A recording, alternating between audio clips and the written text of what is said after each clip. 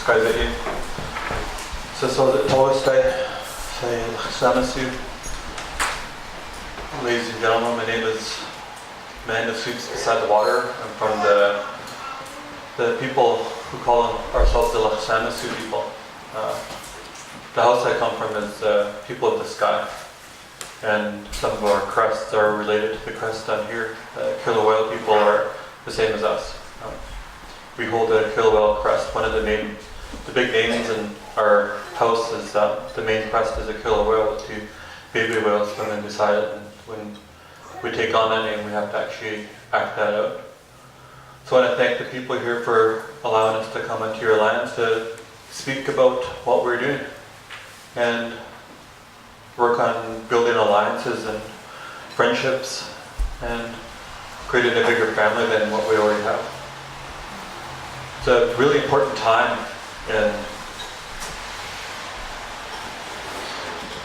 in just the existence of humans today. You know, since the first humans kind of stepped foot on this earth through the different stories of creation,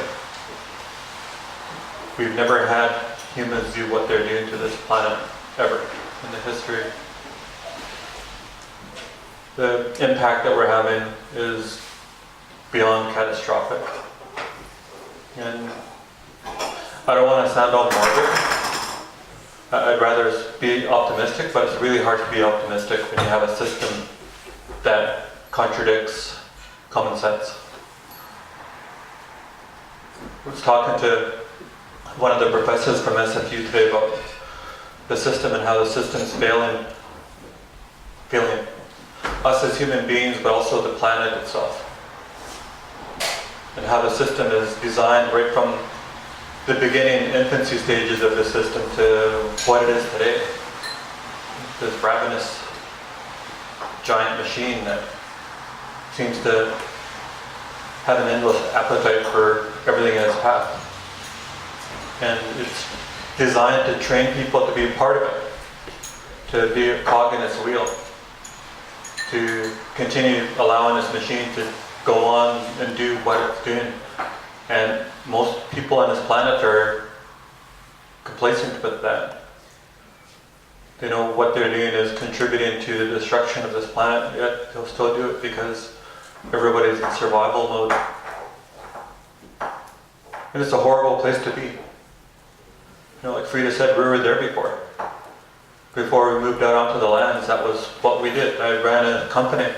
I owned a house in Prince George.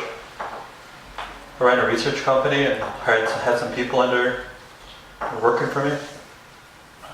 My job was to go and research proposed projects that were proposed to impact Indigenous peoples in northern Alberta and northern BC. I ran an ethnographic research company, and that's what I did. I studied what the proposed project was. I'd go to the people and talk with them about it. And after I explained the project to them, I asked them what their opinion was of it. And I had to record their opinion, whether it was for or against it. And that's kind of what got me into this. I was raised by my grandparents out on the land to understand the values and the laws of our people and the responsibilities that we have as clan members. And when I got hired by my people to come back and do a research project on the Pacific Trails Pipeline project, that's what it came to do, was to talk with my people in a respectful way and understand them, not tell them you're wrong. You know, my job was to explain stuff to them and hear what they had to say. In 2006, our people stood up and said that we didn't want to see any pipelines coming through our lands. The project that I worked on was the Pacific Trails Pipeline project, and I explained to my people what it was about. Back then, we didn't even understand the whole concept of fracking. We introduced it as a liquid natural gas pipeline project because that's the way it was being framed by the government and industry. And when we explained it to our people, 100% of our people said no. There was no discussion and saying, well, it's a safer gas than the alternative, people just said no, because once you let one of these projects in, the oil guys are going to be in and follow. Because the land would be disturbed, the routes would be disturbed, and the companies, all they would have to say is the route has already been mitigated by this other pipeline and we're just coming in to add to it. And we saw that because back then the government was talking about this energy corridor that they were proposing to put through northern BC. When our people said no to the project, the government decided to turn around and, like Frida suggested, they went straight to the Indian bands. The hereditary chiefs all said no to the Pacific Trails project, so what did Pacific Trails do? They just let the government put it in a shelf in one of their offices down here, and I don't know what, they probably shredded the report that we submitted to them, and it went straight to the Indian bands. And it's an important point to make that, you know, what they were doing is they're breaking their own laws. There are 2 Supreme Court cases that were presented. The Toghestiy case, which was decided back in 1997, and where 5 judges ruled in favor of recognizing Unist'ot'en rights and title to our lands. And the Toghestiy case. Well, that was the Toghestiy case, and that was the Skwomesh case, which was decided on last year. In both cases, the government of Canada attempted to approach the judges with an argument that Indian bands can make decisions on traditional territories. They tried very hard at the Toghestiy case, and they tried very hard in the Tsimshian case. And in both cases, the judges ruled against their argument, and it said in both cases that it is traditional people who have the decision-making powers on their lands, which is monumental. These are Supreme Court cases of Canada where that decision was made. There's not enough light shed on that part of those cases, but there should be, because today what's happening is the governments and industry are deciding to sit down with the Indian Act bands to have them make decisions. But what they're doing is they're cutting back on services that are supposed to be administered through the fiduciary responsibilities. They're cutting back on funds and services to these Indian Act bands in our communities. People who are already living in poverty are living in more poverty today. And in replace of that, they come back to the table and say, well, we have this amount of money that we can give you guys if you sign this agreement to let this LNG project through. It's a nasty, nasty term, LNG. It's so wrong. They're blatantly lying to people's faces when they call it LNG. Frida was talking about reading a report from the Pembina Institute, where the Pembina Institute had predicted that conventional liquid natural gas with all the wells, you know, the typical kind of liquid natural gas wells that were started back about 80 years ago, where they would drill into the ground and hit a pocket of natural gas, and then they would begin extracting it out of the earth, sending the pipelines to heat people's homes and stuff. That gas and those wells would be completely emptied out of those deposits by the year 2020. So it's very telling when you hear about the government deciding that they're going to really push hard for this liquid natural gas project, and really that what they're doing is they want to enhance and continue to contaminate the Arctic Ocean and the watersheds with fracking fluids so they can get something that resembles liquid natural gas to market. And they're going to call it liquid natural gas as much as they can, while everybody else in the world is calling it fracking. We have a really hard time with that because there's so many community members that we've talked with along the proposed right-of-way that are buying into the project because, in large part, they realize that there's not very much other options out there for them because they've been cut back and starved out of their homes, and forced into a really desperate position.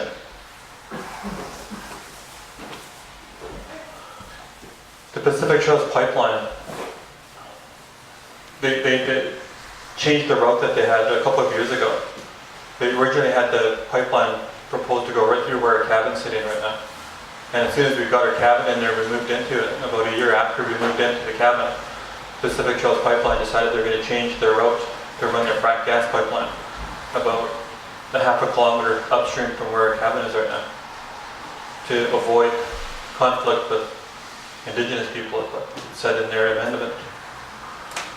So we really wanted to have a pit house, and we've been talking about building a pit house for a while.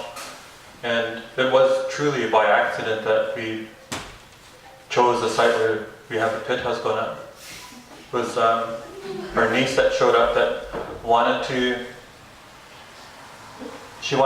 be a part of the process. She's an up-and-coming hereditary chief. She's slated to be and being groomed into being the head chief of the Unist'ot'en. And we're out on a winter hike with her, cooking dried salmon over a fire and, you know, drinking tea and just enjoying each other out in the bush during the winter. And we were snowshoeing back, and I was talking with her about the pit house idea, and she really liked it. She was like 8 years old at the time. And we were walking along, and I said, "Where do you think would be a really good spot to build a pit house like that?" She goes, "I don't know." And she kept walking behind me, and we were both talking. We got close to the spot, and she kind of stopped and looked around and said, "Right here would be a really nice spot." And I just looked at it and said, "Well, if this is where you want the pit house, this is where we'll build it." And it just so happened that she chose the exact center point for the right-of-way for the Pacific Trails Pipeline project. So it was a really powerful moment. Unfortunately, we have the pit house almost finished, but unfortunately Pacific Trails is in a process now. We just got word 2 days ago that the Pacific Trails Pipeline project is amending its right-of-way again. And this time they want to follow because the original route was to follow the Maurice River on the south side until you get to the place where our camp is and then cross over the river. What they're proposing now is they want to go back to the original plans of all the pipelines at the very beginning and cross the river down close to where 27 kilometer is. If you've ever been up to our traditional territory, driving that back road down towards our camp, you turn at 27 kilometer. Well, the Pacific Trails Pipeline is now proposing to cross over the river there again and follow the north side of the river until they get to Chisholm Lake and the Toghestiy River and continue up and skirt completely around our camp and attempt to push your pipeline in around our camp. We just got word that 2 days ago that they're planning on changing it, and they're planning on getting survey crews in while we're here. They're also looking at building and manning a construction camp for the pipeline project in Houston. And that's happening right now. There was nothing happening just before we left. There was no word, there's no whispers around town about anything like that happening, but as soon as we left, suddenly this plan went into play, and we just got word a couple of days ago that the camp is, they're moving in equipment and people to begin the construction of a pipeline building camp. And the people who typically stand in there and tell them to piss off are down here trying to build up allyship with people and ask people to act rather than say. So it's a difficult position for us to be down here doing this stuff when we know the pipeline companies are up north doing stuff behind our backs. We really feel like there's an urgency to get back home to deal with them. But at the same time, it's really important that we're here to share our stories with people, to look for people who are willing to stand up alongside us, to join us in stopping these guys from coming through our territories. Because they have very ill intent. They have no regard for human life. They have no regard for any kind of life. They have no regard for clean drinking water. They want to see their pipes go to the coast, and they want to see the money flowing. And it's our job to make sure that doesn't happen. telling people up and down the coast over the last month that, if you're against Enbridge, if you're against tar sands, oil, then you have to be against LNG because in Unist'ot'en territory, they're both the exact same thing. These LNG pipelines that they want to propose to put through our territories are being slated to be converted into oil. Like Frida said, they wouldn't put that in the agreement if they didn't intend to do that. And 15 of those bands who signed those agreements before the Morstand band signed it, had signed that agreement with that clause in it. So according to the government and industry, they've already got consent from this group of people who make up the First Nations Limited Partnership. And the really scary thing is these 16 community members who make up the First Nations Limited Partnership can sit down around a table at some time in the future when those LNG pipelines are in the ground and decide that there's not enough money in LNG and they should just convert it to oil. They don't have to go talk to their community members about it. They don't have to go talk to their family. They don't have to go talk to their kids about it. They can just sit there at this meeting and make a decision that would impact everybody. So it's everybody's responsibility to think about this and do something about it. We've been doing this for years. We've been telling people for years, we can't afford to sit back and hope and wait that somebody else is going to do this for us. In a lot of cases, it's happened already. The resistance, you've seen it on TV, you've seen it on the internet. It's all over Facebook. You see this stuff. This resistance activities happening, and a lot of people are quite comfortable in sitting back and kind of watching for it and hoping that more of it unfolds. When really the momentum's going to come when everybody stands up and decides to do something. We can't afford to sit back and do nothing. We can't afford to sit back and watch the ocean become a toxic cesspool. We can't afford to sit back and watch the Arctic and the Antarctic ice caps melt away. We can't afford to sit back and watch pipeline projects force their way onto these landscapes. We can't afford to sit back and watch mining projects go onto our traditional people's territories and destroy watersheds that have sustained them for thousands of years. Not just them, but the animals and the insects. Because we gotta kind of pull our brains away from this human-centric idea of analyzing our existence. Because we don't exist here just because humans are here. We exist here because everything is here and everything was healthy at some point. Unfortunately, a lot of our relatives who aren't of the human species are dying now. They're disappearing at an alarming rate. And we're destined to go along with them if we don't stop that. So we beg people to stand up and do something, keep an eye on what's going on. There's a lot of amazing things happening in this resistance network. We have a couple of people from Galiana Island who are doing an amazing job right now. They're helping us put together a healing lodge up in the territory. We're going to be going up to Galiana Island in a couple of days to talk to the community members there. We have another cabin that we're planning on building on the proposed right-of-way where Enbridge wants to cross. And that cabin would go to one of the traditional elders that are in the Unist'ot'en who is ready to retire, and she's more than happy to come out and move out there and live with us. The community is growing, the resistance is growing. There's people who are building up resistance camps all across North America, fighting all of these proposed pipeline projects, Line 9, Energy East, the KXL project down south, the projects that are proposed to go to Port Simpson and to Prince Rupert. There's resistance happening everywhere. The Māori Lee people, our good brothers and sisters from the west of us, who were a part of the Delta case, they have an active camp going around right now as well, stopping LNG pipelines from going through their territories. We're all on the same page, but we don't want to be on this page alone. We need to gain more momentum to stop these guys. So the next time something like this happens, bring your friends, bring your family, talk with them about it, convince them, get them involved. Because, like I said, we don't have the privilege of time on our side. We can't sit back for very much longer and let the system completely devour everything that's living up here.